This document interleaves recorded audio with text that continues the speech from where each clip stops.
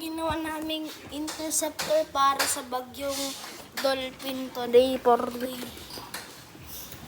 Ito din namin ginawa namin interceptor.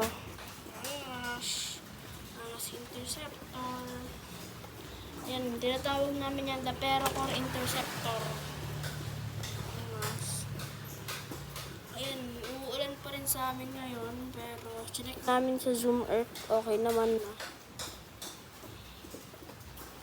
So, yun lang guys. Yun na lang ang next video.